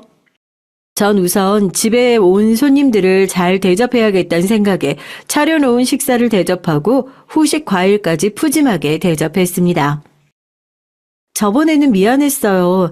제가 갑자기 몸 상태가 안 좋아져서 저 때문에 이 사람도 얼른 들어와 버리고 많이 속상했죠. 아니에요. 저희 그날 데이트하고 놀았어요. 그런 걱정하지 마세요. 이렇게 맛있는 저녁도 대접해 주셨잖아요. 오히려 저희가 죄송하죠. 쉬셔야 하는데 저희 때문에 바쁘게 음식 준비하셨을 텐데. 화기애애한 분위기 속에서 여러 얘기가 나왔습니다. 그러면서도 문득 느껴지는 기시감에 기분이 묘해지더라고요. 동서와 도련님이 가고 뭔가 찝찝함을 느낀 저는 남편에게 동서에 대해 이것저것 물어봤습니다. 동서 말이야, 도련님이랑 동갑이야? 아니, 우리랑 동갑이래. 둘이 일하다가 만났다고 하던데? 일하다가? 같은 회사인가 봐? 같은 회사는 아니고 협력회사였는데 같이 프로젝트를 하다 눈이 맞았다고 하더라고. 내가 듣기로는 재수 씨가 승진이한테 반해서 쫓아다녔고 승진이도 자기 좋다는 사람이 궁금해서 몇 번 만났다가 연애를 시작했다고 하더라고. 동서 학교는 어디 나왔는지 들었어? 학교? 대학교 말이야? 여보, 그렇게 안 봤는데 학벌 따지는 사람이었어? 장난치듯이 놀리는 남편을 안 아프게 살짝 때리고는 속에 있던 말을 털어놨습니다. 아니, 얼굴이 묘하게 익숙해서 어디서 본 것 같은데 어디서 봤는지 모르겠네. 오다 가다 만난 거 아닐까? 내가 듣기로는 재수 씨도 이 동네 살았다고 하던데 고등학교 때까지 이 동네 살다가 대학교는 타 지역으로 가고 대학교 졸업하고 다시 이쪽으로 돌아온 거라고 하더라고. 동네에서 오다 가다 만났으면 그럴 수도 있지. 전 남편의 말에 고개를 끄덕이면서도 묘하게 느껴지는 불쾌감을 떨쳐낼 수가 없었습니다. 저의 그런 마음을 알았는지 남편은 걱정 말라고 말하며 저를 꼭 안아주더군요. 걱정하지 마. 당신이 재수 씨가 내키지 않으면 우리 쪽에서 피하면 되는 거야. 똥이 무서워서 피해, 더러워서 피하지. 안 그래? 웃으면서 말하는 남편의 말에 그 품에 가만히 안겨 고개를 끄덕였습니다. 그렇게 안정을 찾아가며 그날은 잠에 들었죠. 도련님과 동서를 만나고 얼마 지나지 않아 두 사람은 급하게 결혼을 한다며 저희에게 연락을 했어요. 원래는 느긋하게 내년 가을쯤으로 생각하고 있던 두 사람이었는데 뱃속에 아기가 생겨서 배가 부르기 전에 후다닥 할 거라고 하더군요. 이미 양가 부모님께도 인사드렸고 두 사람의 결혼을 반대할 사람도 없으니 결혼식은 빠르게 준비가 됐고 얼마 전 결혼식을 끝냈습니다. 신혼여행 겸 태교 여행도 잘 다녀왔고요. 신혼여행을 다녀온 도련님 부부는 저희 부부를 집들이에 초대했어요. 신혼집을 구경하다가 우연히 책장에서 동서의 고등학교 졸업 앨범을 봤습니다. 땡땡 여자 고등학교, 제가 자퇴한 고등학교였습니다. 그 졸업 앨범을 보는데 심장이 바닥으로 처박히는 기분이었어요. 제가 그 앞에 서서 가만히 있자 동서가 제게 다가와 묻더군요. 형님, 왜 그러세요? 그자 이 뻔뻔한 얼굴이 기억나더군요. 저를 괴롭히던 양아치 무리 중에 한 명이었습니다. 약한 척 한다고 저를 괴롭혔던 그 아이였어요. 제가 아무 말도 없이 자기를 보는 걸 느꼈는지 동서가 주변을 살피다가 조용히 말을 꺼내더군요. 이제 기억나? 우리 같은 학교였잖아.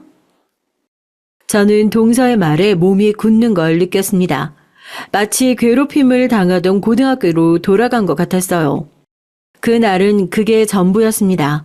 남편은 제가 아무 말도 하지 않자 저 혈당이라도 온 거 아니냐며 자기 주머니에 있던 사탕을 급하게 제 입에 물려주고는 저를 데리고 서둘러 집으로 돌아왔죠.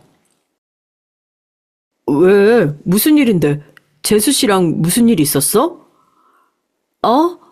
아니야.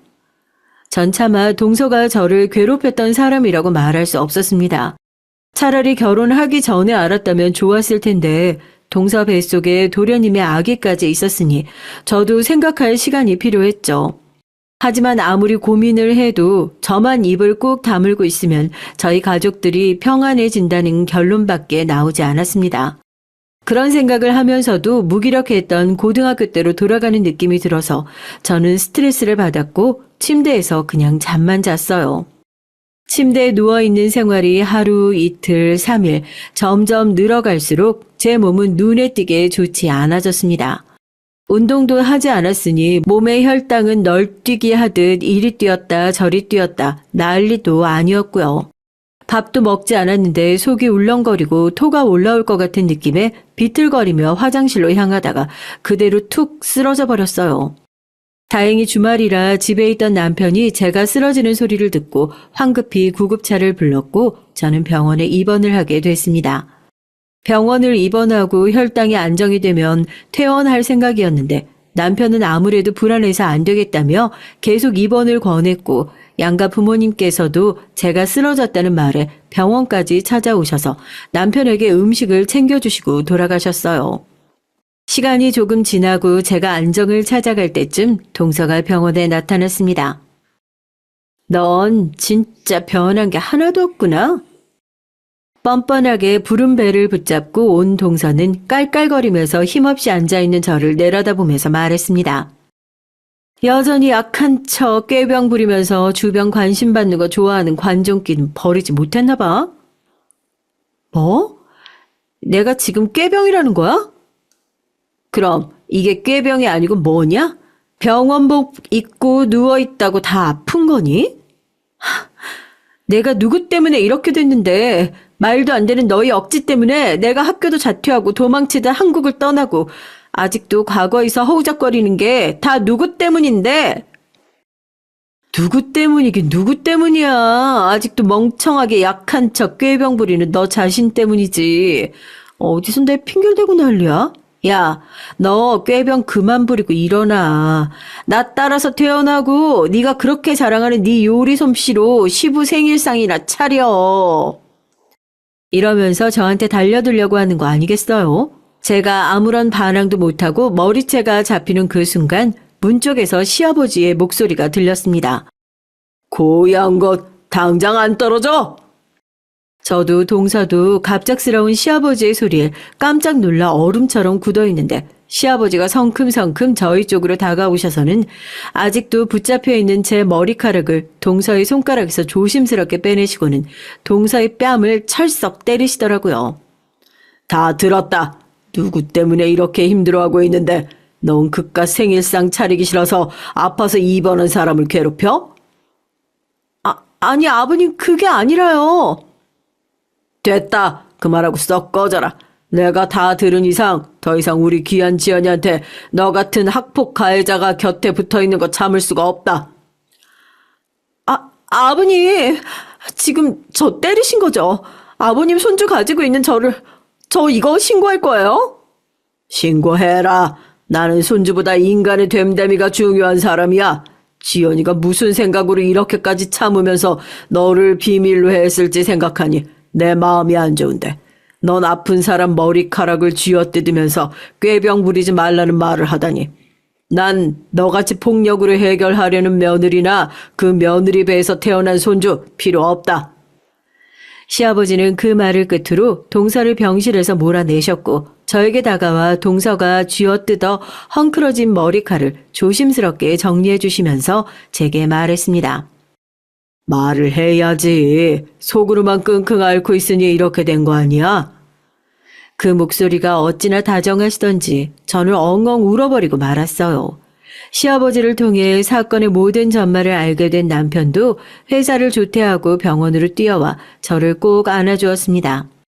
시아버지에게 말을 전해 들은 시어머니와 도련님께서도 병실을 찾아왔고 도련님은 동서가 학폭을 했다는 사실을 알았더라면 결혼도 하지 않았을 거라고 사기 결혼으로 고소를 하겠다고 화를 냈어요. 그때 동서가 도련님에게 전화를 했습니다. 나 아버님 신고할 거야. 어떻게 자기 손주를 가지고 있는 나를 때릴 수 있어? 얼마나 큰 목소리로 말하는지 핸드폰 너머로 소리가 쩌렁쩌렁 울리더군요. 그 말을 들은 저는 어이가 없어서 저 역시 동서를 고소하겠다고 소리쳤습니다. 아버님 신고하기만 해봐. 나도 똑같이 할 거야. 네가 먼저 가만히 있는데 머리 쥐어뜯었잖아. 제 목소리를 들었는지 전화를 곧바로 끊겼고 그 다음날 시댁으로 동서의 부모님이 쳐들어와서 여기가 임신한 며느리 뺨 때리는 시부모가 사는 집이냐고 동네 시끄럽게 소리를 질렀다고 해요. 동서 하나 때문에 평화로웠던 저와 시댁이 초토화가 된 거죠. 저희 시부모님은 침착하게 경찰에 신고를 했고 동서의 부모님은 경찰과 함께 가면서 동네 떠나가라 시끄럽게 소리를 질렀다고 합니다. 한바탕 난리가 난 동네에 시부모님께서는 집에 있었던 사정을 간단하게 얘기하며 동네 시끄럽게 해서 죄송하다며 떡을 돌리셨대요. 동서가 정말로 시아버지를 폭행으로 신고할지 모른다는 생각에 저와 남편은 그날 병실 CCTV를 확보했습니다. 도련님은 정말 동서에게 이혼을 하자며 소장을 보냈지만 뱃속의 아기 때문에 양육권 때문에 시간이 좀 걸린다고 하더군요. 도련님께서는 친권과 양육권을 모두 가져오고 싶다고 하셨지만 일이 어떻게 될지는 모르겠다고 하더군요. 전 퇴원을 하고 저희 집이 아닌 친정으로 요양을 왔어요. 이것도 시부모님께서 먼저 권하신 거였습니다. 동서가 저와 남편의 집에 찾아올 수도 있고 시댁에는 이미 한번 동서 부모님께서 찾아오셨으니 안전한 친정으로 가서 안정을 찾으면 좋겠다고 하셔서요. 남편도 당분간은 그랬으면 좋겠다고 해서 저는 지금 친정에서 양가 부모님과 남편의 사랑을 받으며 요양하고 있습니다. 최근 있었던 일을 상담센터 선생님께 말씀드렸더니 마음에 있는 것들을 말로 써 털어내는 연습을 하는 게 좋을 것 같다고 하시더라고요. 말이 어려우면 글이라도 써서 털어내는 게 어떠냐는 물음에 조심스럽게 사연을 적었습니다. 끝까지 들어주셔서 감사합니다.